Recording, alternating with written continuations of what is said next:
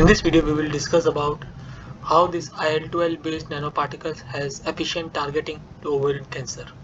In the previous video we have understood the superiority of these uh, layer, layer by layer coated nanoparticles with interleukin 12. However, in that case we see two prominent candidates. First one is nickel coated based nanoparticles and second one is this multi-layered by layer coated nanoparticles. Here what the researchers has done is they have analyzed the ovarian tissues that are treated with these different kinds of nanoparticles and see which one of them has a efficient targeting against this ovarian cancer. So let us just understand their results. So in the panel A, what they have shown is that they have shown the correlation of the nanoparticles and interleukin 12 signals. So this is just to see the retention of the interleukin 12s on the nanoparticles, and here they are able to see that only this Mal Lbl or the layer by layer based nanoparticles that they have developed has the highest retention of the interleukin 12 on the nanoparticles, as their correlation is statistically significant compared to the all three cases. And when they compare it with the free cytokines in the system, they are able to see that the increase in these free cytokines in the system at two different parts they have checked, that is UGT and momentum. These are the two regions where they have seen the high efficiency of their nanoparticles. So their focus is on these two regions in the in vivo studies, that is UGT and momentum, and they are able to see that compared to the free cytokines, the signals for this layer by layer based nanoparticles is 5 times to 10 times higher. So this indicates their long time survival capacities, long time survivals and efficient targeting capacities of the ovarian cancers. And now next they compare the correlation of the tumors bioluminescence and interleukin 12 fluorescence after 24 hours of injection of these nanoparticles. So they are able to see that these correlations are also statistically significant only for the case where they use layer by layer based nanoparticles, and their quantifications are shown in the panel D.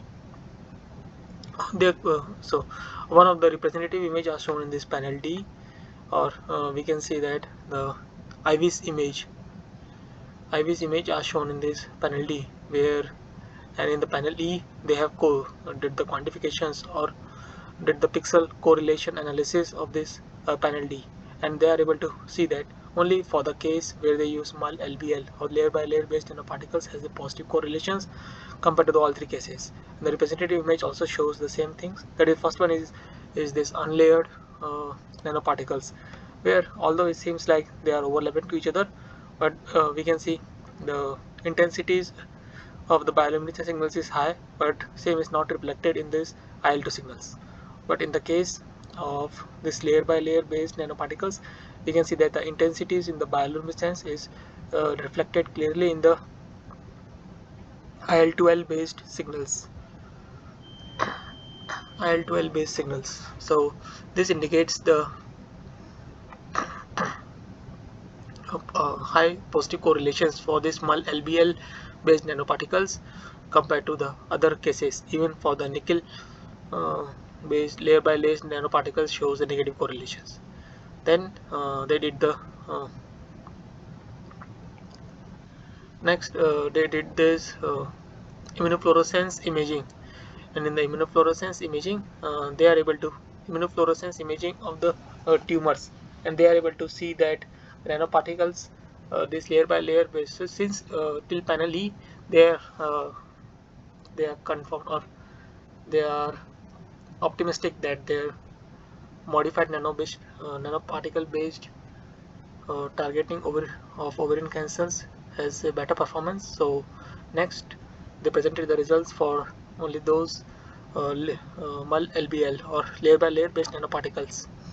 And for the immunofluorescence image, we can see that immunofluorescence image of the tumors, and the nanoparticles and the interleukin 12, we can see that the penetration of these nanoparticles inside the tumors, and we can also see the interleukin 12 signals. And when they did the more magnified imaging, they are able to see some of the deviations between the nanoparticles and the interleukin-12 signals, indicating that the diffusion of this interleukin-12 occurs into the diffusion of interleukin-12 occurs into the core of the tumors.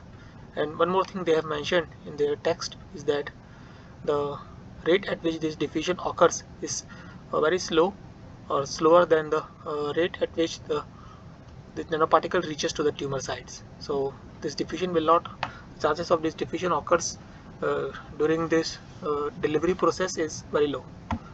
However, so far in the main context, till this figure 3 descriptions, they have not mentioned the reason what is the reason for their thinking of this kind of this kind of delay in the diffusions, this time delay in the diffusions.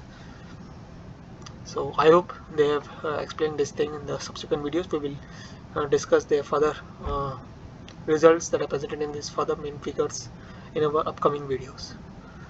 So that's all for this video. I hope you understood to some extent how they validate the more efficient, or the interleukin-12 based nanoparticles has more efficient anti-tumor capabilities than their other available nanoparticles that targets ovarian cancers. So that's all for this video. Thank you for your time. If you need to understand more about this topic in detail, you can go through the reference that has been provided in the description. So now, thank you for your time.